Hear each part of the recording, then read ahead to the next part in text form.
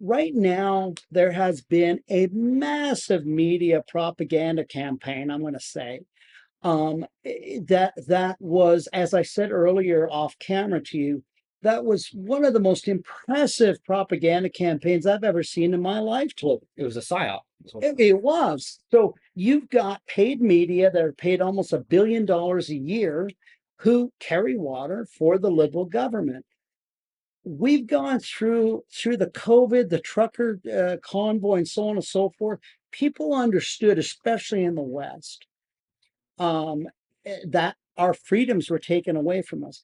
It is interesting to know that, and I hear people saying this back east. Well, what rights did you lose? What freedoms did you lose? And it's There's a interesting to me. There is. But you know what's interesting, Mike, is that they're not aware of a loss of freedom because they've already lost it decades yes, before, and they're exactly. oblivious to the fact that to them, this is the way the government works, right?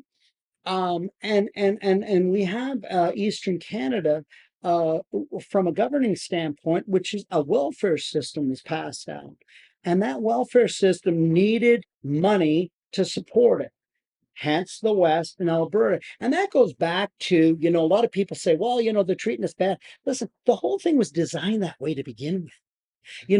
Clifford Sipton, he was part of the Canadian government, the Dominion of Canada at the time, back in 1904, when they created the Western provinces, Alberta, Saskatchewan, Manitoba, and the territories, said, we want these lands or these peoples, these provinces to enrich Upper and Lower Canada, which were Ontario and Quebec, and by extension, Eastern Canada. Yeah, That's the way it was designed, and that's the way it's operating. and Right? it's still that way. And it's still that way. And it's going to always be that way because the way you have a welfare state that is designed, that needs money input. You have a Quebec province that has sealed off all its resources, capped them so that they're not using them. They're storing them up for a day in the future. That they're the equalization payments, when you talk about the formula of the equalization payments, because the equalization is that wealth transfer. That's what it is, right? That's exactly So it. you wealth transfer over to whomever you decide, right? Well, part of the equalization formula is that hydro cannot be included as a resource or monetary input into that province. So that Quebec, when you take out its largest resource, and they have not developed the other resources on purpose, their oil, their minerals, and they've got massive, massive resources. They've kept them down.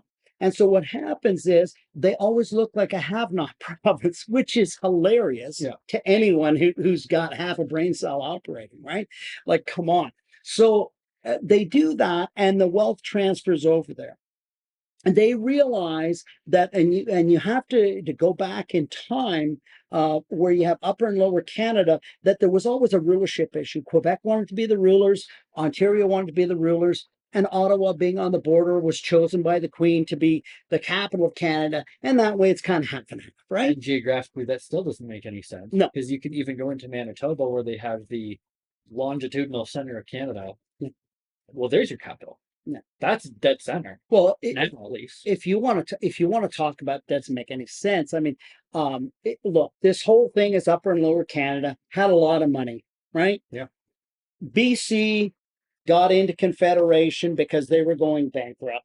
Didn't like the Southern Christians, the way they were treating the Catholics at the time, and said, "Oops, we're not going to go to the States. What we're going to do is we're going to see if Canada can bail us out, and then that way we won't have an issue with a majority Catholic population." And Canada said, "No problem. And by the way, we'll just literally railroad through Rupert's land and claim it as our own. And then we'll create provinces. We'll put a railroad there and connect you to the east." British Columbia said, "Fantastic." You talk about the founding of the Confederation of Canada. PEI was in financial problems. Nova Scotia was in financial problems. They started to get together. What are we going to do? Well, lo and behold, Upper and Lower Canada hears about it and says, hey, can we join your little meeting? And they did. And then they said, well, you listen, guys, if you become part of Confederation, we'll get you out of your financial problems. And of course they agreed because they were going bankrupt. They had no choice, right? So when you talk about Canada, the issue behind the creation of Canada is an economic union, right? Yeah. The West was uh, how you want to appropriate it. It was taken. It was whatever language you want to use.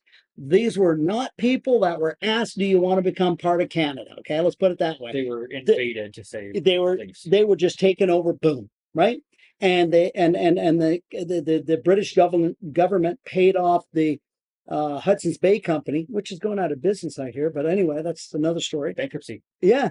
So but they paid them off and said, hey, sell us the land. Hudson's Bay Company says, well, we don't own the land. The people own the land. Yeah. But they said, listen, you're going to sell it to us. Why? Well, you're part of the British government. We're the ruler. I'm the king, and I'm telling you, you're going to sell it to me. Okay, shoot, I'll sell it to you. The people were like, well, wait a minute. You didn't even ask us. There was no vote. There was no democracy about it. So when you come to Western Canada, it's kind of an interesting thing that's happened there. Part of it is native peoples, the cowboy, the old cowboys and Indians kind of deal, the ranchers, oil people. They have a real freedom desire kind of in their bones, right? You can't change that. No, and you never will. You never will. So when I started to see that, I said, I can see what's going on politically. I can see how the pattern's going. It's going to happen.